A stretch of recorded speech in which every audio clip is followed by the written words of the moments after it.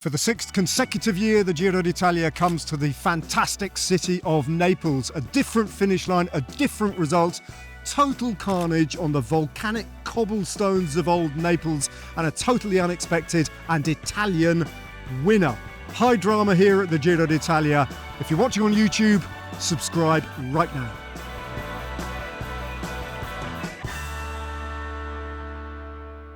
The first question, though, as we let the dust settle here in Napoli, and before we start to think about exactly what went on today's short, sharp stage, and it is the burning question, is deep-fried pizza.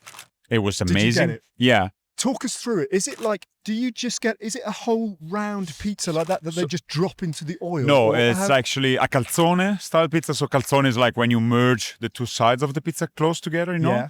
And then you deep fry this one. Okay. And it tasted like heaven, you know? Yeah. And what was the filling? What did you have? Just a margarita? Was it just like no, tomato? I know it's actually usually they use a different cheese rather than mozzarella. They use provola, so it's a little bit more strong taste. You know, also a lot of pepper, Spicy, kind nice. of. So very nice. Nice drink. I mean, I was happy. You know, it was like already 10 days. So I was excited. How many days I was talking about this pizza? He was so excited. He was so excited. It's crazy. We did a 2-hour drive last night, and the closer we got, drooling. The closer we got to the silhouette, just as we were approaching Napoli, we saw the silhouette of Mount Vesuvius, and we did lots of deep volcano chat as well, didn't we? But I could tell the closer we got to Napoli, the more excited you got about the prospect of fried pizza. It was, I mean, you're a 30, how old are you? 39. 39-year-old man, but the excitement about the pizza was just... I'm Italian. It was amazing. And I don't know if you had today at the end, at lunch, if you had a fried one or just another... Do you know what? I didn't. I'm sorry. I had something slightly healthier. I'm sorry. I know I said I would. I had some spinachy thing. Anyway. I'm dropped the mic now. I'm going to leave. By the way, the church here of Paolo Ferdinandus is, I don't know whether it's picking up on the microphones, but the bells have started to ring here. It's an absolutely beautiful bit. Did you know that church there is modelled on the what's it called, the Pantheon in Rome? No, but this morning we pointed out that it looked a lot like Rome, you know, when we were looking at it. Yeah. And it's an amazing square. Today, luckily, thanks to the Giro, it's almost empty. It's very unfortunate we cannot show you because the sun is right at the top of the church because you would have not seen us. But it's really nice, isn't it, that the Giro, because for the last few years it's finished down on the seafront where it's a little bit empty, to be honest. The Bay of Naples looks beautiful, but they've taken the race right into the heart of old Naples. Now, with a cost. Exactly. We can discuss whether or not that was a good idea ultimately because, well, we'll get into that. But let's just rewind a little bit and think about the start line today in, what was it? Paestum. Paestum, which is a town I've never been to, but it's an old ancient Greek colony on the southern Italian coast. Exactly. With like an intact temple of Neptune and all sorts of absolute antique glories. Anyway, let's leave that to one side. It was beautiful, the start line today. But today was a really, really big opportunity for the sprinters. And there was a strong headwind. And we made a prediction before kilometre zero that unfortunately briefly came true because we thought, I wonder if there's any motivation or any reason for any of the teams to attack today because there was only a category 4 climb, no chance of making an impact in the King of the Mountains competition. Headwind. Is there going to be an attack? I mean, there was a script in there, and at first it started, and we were also quite worried of some fake attacks, you know, like the joking attacks. It happened. It happened. Lennart van Eetveld, if you happen to be... Do you think he's watching? If he is, Lennart van Eetveld, don't do that again. Don't do that again. We like you. We like you. You're a great rider. You might well finish on the podium of the Giro d'Italia, but don't do a jokey attack again. It's annoying. It's annoying. And we had to wait like 10 kilometers, very slow. 10 kilometers, also very slow neutral, to be said. There was briefly a crash involving Coolset and Sobrero, and touches also Milan. He didn't crash, but he had to change the bike in that particular moment. Yeah. And eventually a breakaway was formed. It looked like a joking attack at first, and it was Edward Plancart and Luca Vergallito, the Italian, both from Alpecin Premier Tech. Yeah. And they hit the road. Yeah, sometimes you happen. And my thoughts went back to last year's Tour de France. and Mathieu van der Poel and Jonas Plankart. Rickard. Sorry, Edward Plankart today, Jonas Rickard then. And that was one of the best days of racing at the Tour de France. And I thought, Alpecin, Premier Tech, they like this method. Maybe this is going to be really exciting. But into that headwind. No. Interestingly, the bunch just respected them, right? And didn't let them have 2 or 3 minutes. They No. kept them at about 45 seconds. All day, the gap maximum was 1 minute. And later on, was roughly 20 kilometers later, they will rejoin. Another attack came in the peloton, like with our surprise and also our pleasure, I would say. There was Marcellucci, Tarozzi, both for Bardiani. Mattia Bais. No, Bardiani I wanted to say the whole name, but Bardiani slipped out. CSF 7 Zeber. You see who was the professional, who was not in here. And then Mattia Bais. And then Mattia Bais. So all the usual suspects, really. Polti visit Malta, Bardiani, but good on them. They got across. 5 riders then. Edward Plankart then probably called back because he had a job to do at the finish for Jensen Plowright. And the 4 of them carried on. But you know what? The peloton just gave them 30 seconds and held them there for 100 kilometers. All the time they were having them at side. I think they were constantly see them, as the first part of today parkour was mainly, without many corners. One was slippery enough for Nico Dens, went down very badly. For a moment, we thought like he might as well quit the race because he looked very confused, like almost like a concussion. Yeah. But then he eventually. Sorry, Jacopo, it looked like he knocked himself out. Yeah. I mean, the crash itself was totally anomalous. It came out of nowhere. It wasn't high speed. It wasn't a particularly steep corner. It wasn't particularly wet. His wheels just went out from under him. So there must have been something on the road. Yeah. And bang, he smacked his head. He looked all over the place when he got up. He looked like he'd been knocked out. He was just coming around to consciousness. The doctors were on hand. They did the concussion test on him. Now, I don't know if you're more familiar with watching rugby or football or something. Their concussion test is, you can take a player off and properly sort of, Jacopo, how many fingers am I holding up? What day of the week is it? If you do that in a bike race, the peloton is leaving. 5 It's kilometers going away. up the road and the race is gone. So the doctors have to make a judgment about concussion in minutes, in a minute, really. And then they can only make a recommendation, can't they, to the team? Exactly. And then it's up to the rider and the team whether or not they continue. And Nico Dens continued and finished the race. And let's hope he's okay. Yeah. And this was on the KOM of the day, which was taken by Mattia Bais. He launched a slightly, not even powerful attacks. He was the only one who contested, actually, the KOM. Yep. And later on, the 4 riders, so Vergalletto, Tarozzi, Marcellucci and Bais were off the front, but constantly kept them like 30 seconds, 45. Like the peloton, we never really let them go far away. And as we were approaching the Red Bull kilometer, we were questioning ourselves like, they want to close this gap? Because, it opens up to a lot more of outcomes, if they eventually catch them before the Red Bull kilometer. Yeah, but they did. They just swept them up. And, all the power had gone out of that front group. They knew that the game was up and they just drifted back. Yeah. So the bonus seconds came into play. And we thought, well, who's going to be interested in the 6, 4 and 2 bonus seconds? And sometimes, Jacopo, because it's quite hard to talk to each other while we're commentating. So sometimes you pass a written message. And after the bonus sprint, you just scribbled on your phone, what a random sprint.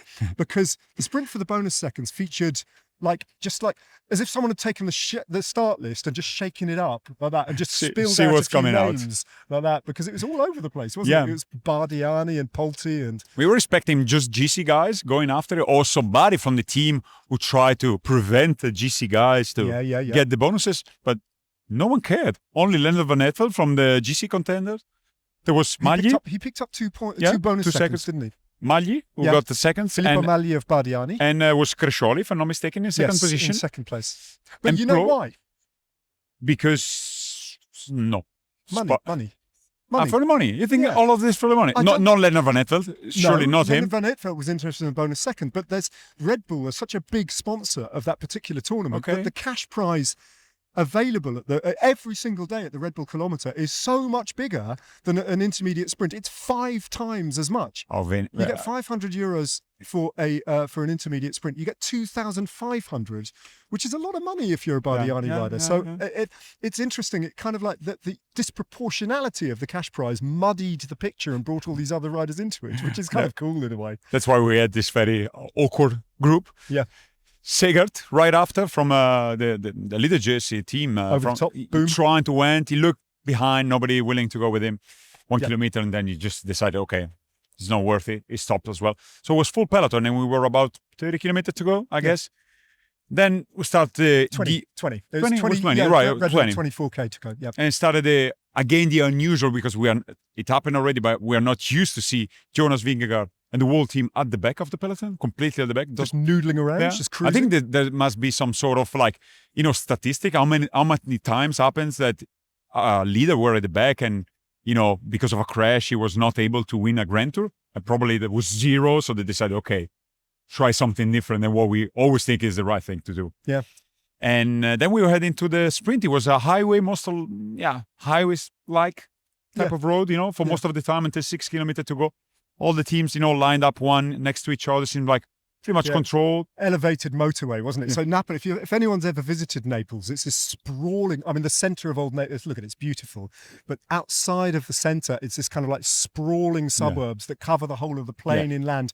But they are crisscrossed by these elevated motorways that come hurtling into the city from all the directions of the compass. And it was one of those motorways that brought them into the city, down into the port.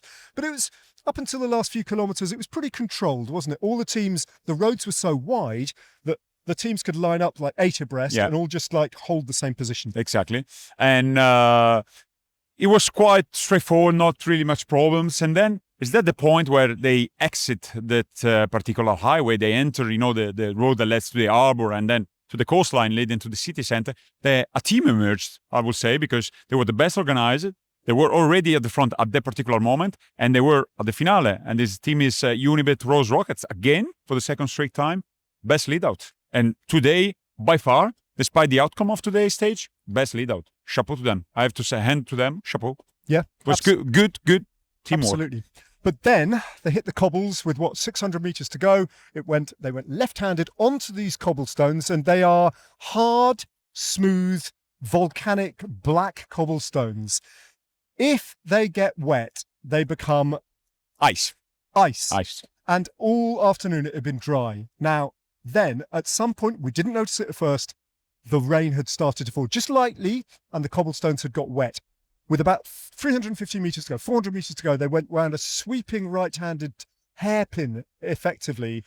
And we knew that before the race started, if those cobblestones were wet, it was going to result in a crash. And that's exactly what happened. Exactly. The first two riders at the front and the first two riders who went down was Elmar Reinder, lead-out guy for Dylan Groenewegen, which is second wheel as well on the ground. Jonathan Milan was caught.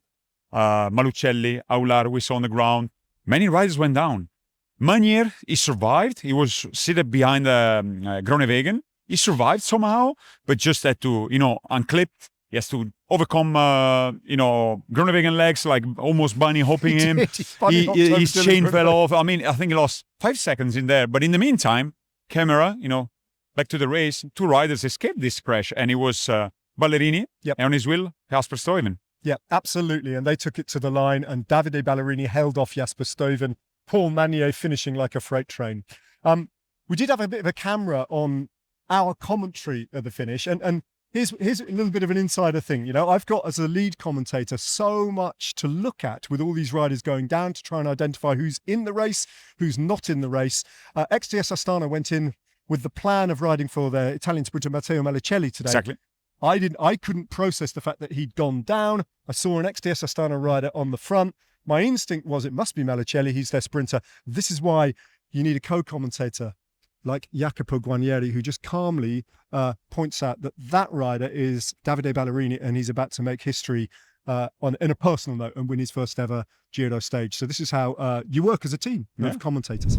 As this difficult turn now, can they all negotiate it safely? Manier cruising round. Malicelli, big crash, lots of riders down. Manier trying to pick his way through. 2 riders go clear. Ben Turner, but a couple of riders have survived the carnage. Dylan Groenewegen is down. He's not the only one. I think that's Jonathan Milan out of the equation. Malicelli hits the front, and it's Jasper Stuyven on his wheel. Can Malicelli hold them all off? It's Ballerini here. It's Davide Ballerini Jasper Stuyven on his wheel. Stuyven trying to get across. Magno still battling for the minor placings. But XDS Astana have it. It's the Italian Davide Ballerini. Stuyven coming with a charge. Ballerini takes the win. He survived the carnage. XDS Astana have a victory. Again, the second win at the Giro D'Italia. But those cobblestones destroyed the sprinters' field there. So Davide Ballerini, who's a rider genuinely, I mean, I guess you know him pretty well. You're similar he's 31, so a little. It's much younger than me, but we share sometimes in the national team together. Yeah. And I was there. He was still U23, but we share some races together. And I knew him when he was still very young, and we became good friends. He's a very feisty, like rough and a little bit like with him, don't mess with him. He's a very funny guy, and I'm super happy, to see him winning. But it's not the most prolific rider, but it's also the race he target. You cannot be prolific on those races, on the cobbles, on the Belgium races, and he was also many time unlucky. And seeing him winning today, I mean, I think everybody's happy. It's Ballero, and everybody's happy. He's a good guy, and I'm over the moon for him. Yeah, because he's waited a long time. I think it's his seventh participation in the Giro d'Italia. Yeah. Seldom given like a real leadership role. And even today, he wasn't given a leadership role, but his positioning and his sense, the way he handles himself in the bunch, that's what got him the victory today, right? And his strength. He had Jasper Stuyven trying to get past him. Milan-San Remo winner. That was I mean, he was leading out. Malucelli asked to Jasper Stuyven for Magnier. I mean, you have to stay upright. It's not a virtual race here. It's not on the rollers. It's on the road. You need to stay upright. He did, and he won. So fair and square for me. Yeah, absolutely. All right. Tomorrow is I have to say, a slightly horrifying prospect for all the riders in the peloton, but also for television commentators. And here is why. Let's have a look at tomorrow's stage map. It is a 4-star stage for the first time in this year's Giro d'Italia. But what really matters here is the overall race distance and the fact that it finishes on a 13.5 kilometre uphill finish to Blockhouse. To get us underway on 244 kilometres of racing, the Giro organisers have just thrown in a completely unnecessary loop of around about 25 or 30 kilometres before eventually the race starts to head inland and into Abruzzo.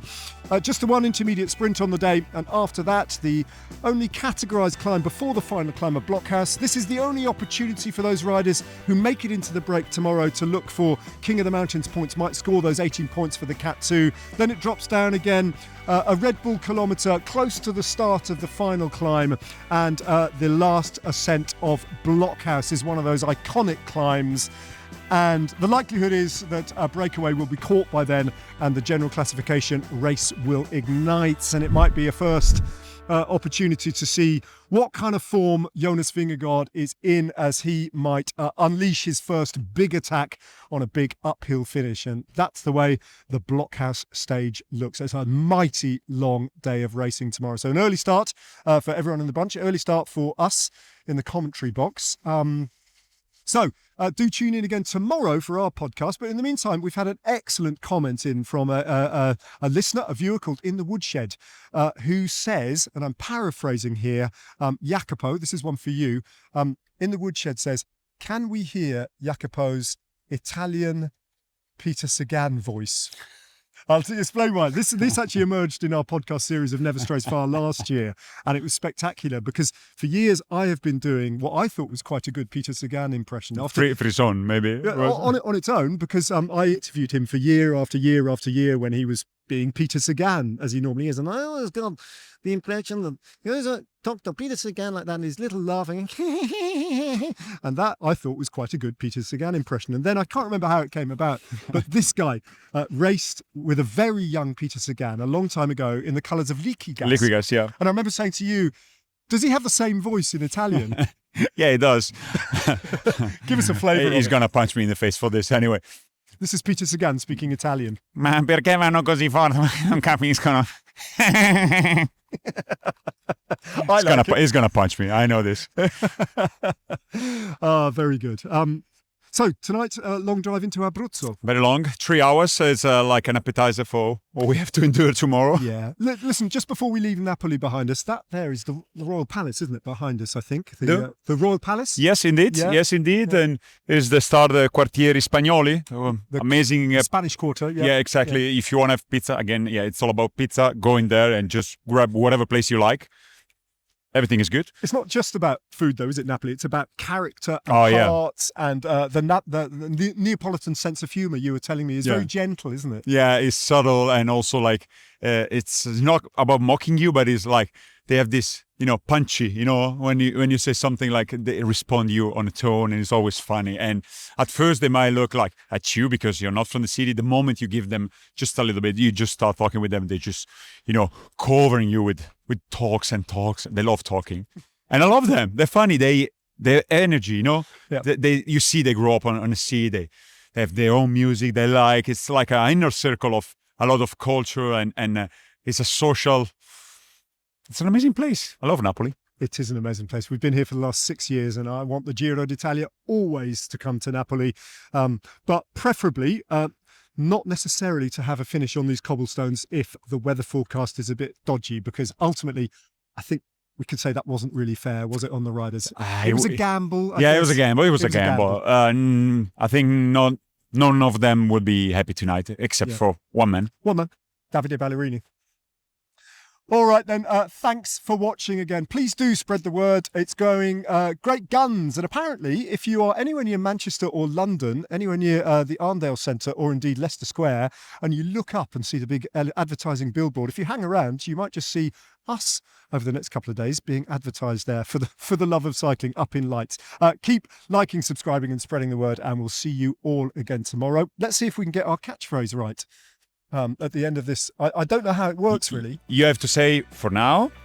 So for now, it's ciao. So he's really good. It works. Stuff. He's just really good.